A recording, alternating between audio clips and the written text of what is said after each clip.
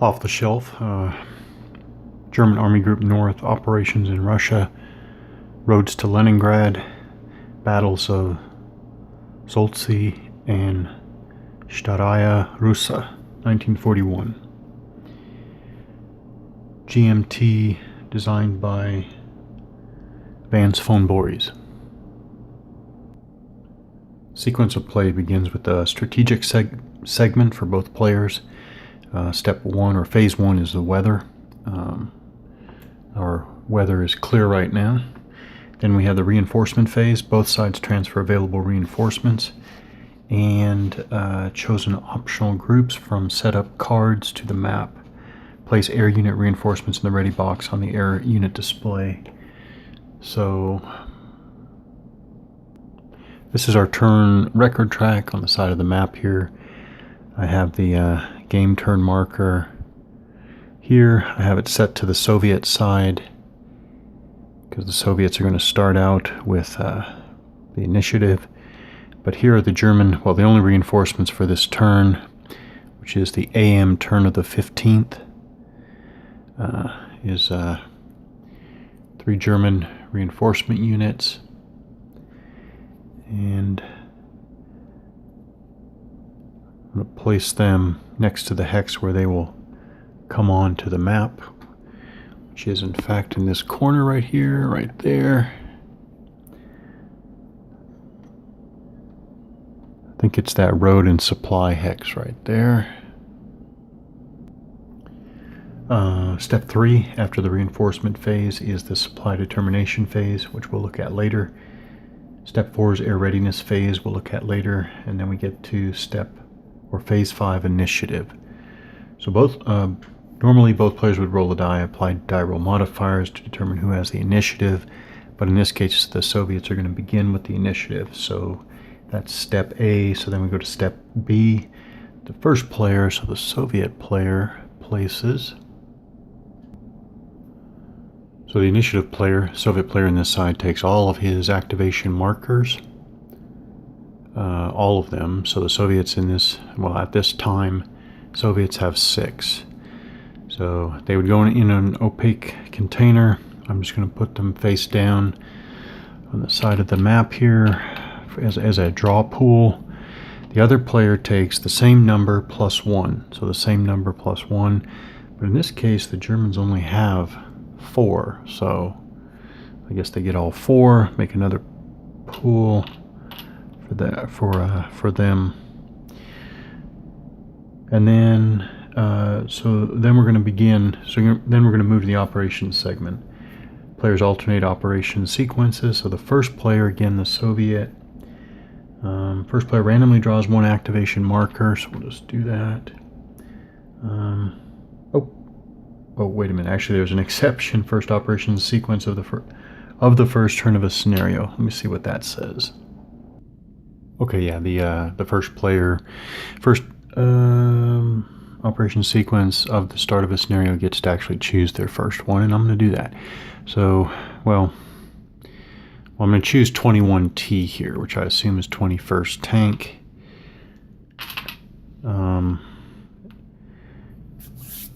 Just looking real quickly at the situation, I mean, obviously the Soviets are on this side.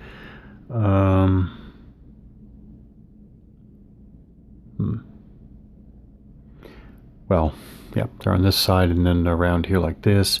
The Germans have a deep salient like this. So, for just getting started, I thought I would choose the 21st or 21T, 21st tank here. Here's the headquarters. I thought I would just try to move them forward and try to start to close off or cut across this salient. Give me something to do to get started for this game for the first time. Okay, having chosen my active formation, I then choose between a mobile sequence, an assault sequence, or a pass sequence. Seems like a mobile sequence would be the logical choice. So we're going to do a mobile, and go through a mobile sequence. Starting with the movement phase, full MA, movement allowance. And then attempt to activate any desired Army units outside the command range of the active headquarters that have not had activation attempts made on them this turn. Conduct ground unit movement and overruns for all units. Reinforcements enter the map. So let's do ground movement and possible overruns. Okay, so movement is affected by supply, which I'm not going to look at right now. Terrain, which we will look at. Weather, will look at, but remember it's just clear. Enemy ZOCs, which we'll look at, and operation sequence. I assume that with the last one, they just mean that for this mobile sequence, it's a full movement allowance. Still trying to figure out. So let's also I figure out. I mean, here, if this is 21st Tank Headquarters here, the orange formation. I do note that their units are all over the place. Got a unit over here, way on the other side of the German formations. We have a unit up here. Oh, it's off the screen.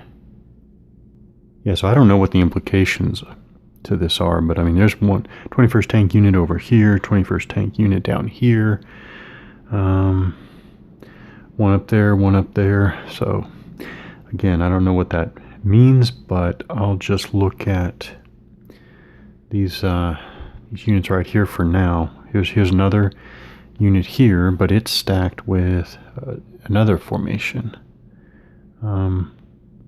Actually, I'll move him first. He'll cross this bridge, this bridged stream, follow the, was this a trail? Yeah, follow a trail up here. So we'll do normal, well, I assume it's normal movement. We'll move this first tank unit for the 21st Tank.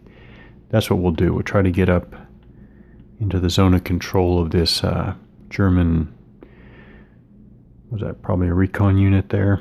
All right. Okay, I think I got my first move. All right, the tank unit there. Movement allowance is 4. It's in a red box, which means that it's motorized.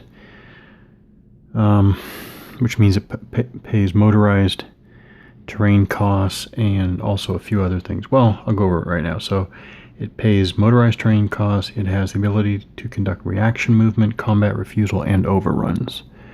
Okay, so again, we're looking at the movement allowance of 4, and it's motorized for paying costs. Now, it's going to cross this bridge, across the stream, following the trail through the forest. So this is 1. It's 1 to follow a trail in other than clear terrain. The bridge negates the stream, crossing the stream costs.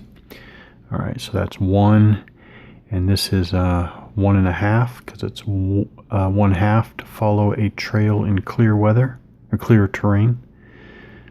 Yep, so 1.5, and then this would be 2.5 to follow a trail in other than clear terrain, plus 1 for entering a zone of control, enemy zone of control. I'm assuming that a unit with an attack strength of 2 exerts a zone of control, in which case we pay 1 extra to enter the zone of control.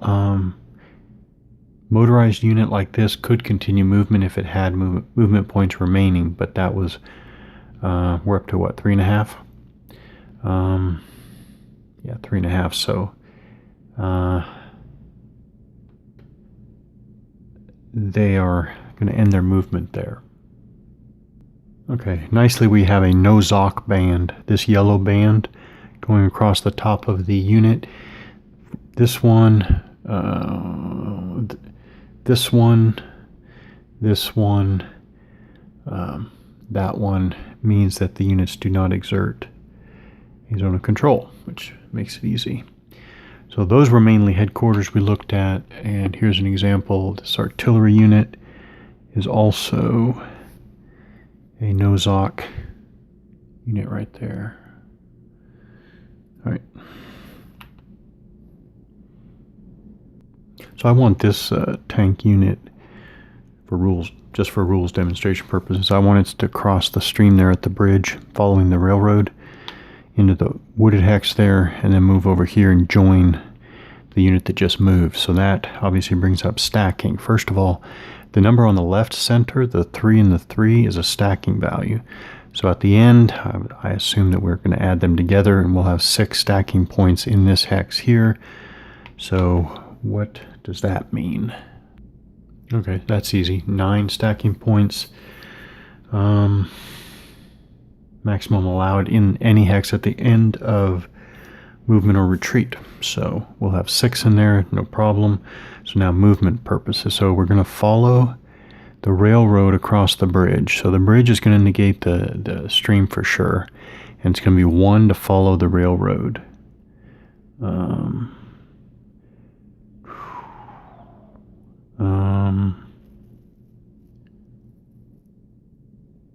Yeah.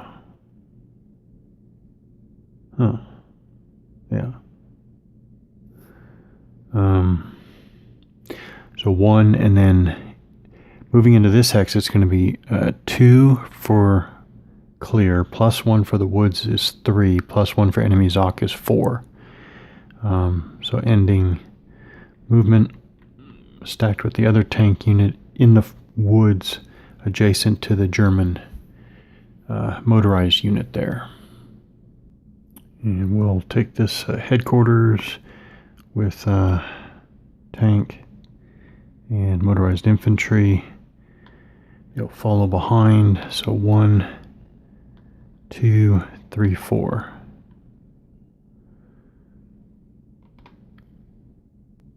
So after all movement and overruns, we declare attacks. So again, for demonstration purposes, we can go ahead and declare mobile attacks here and here.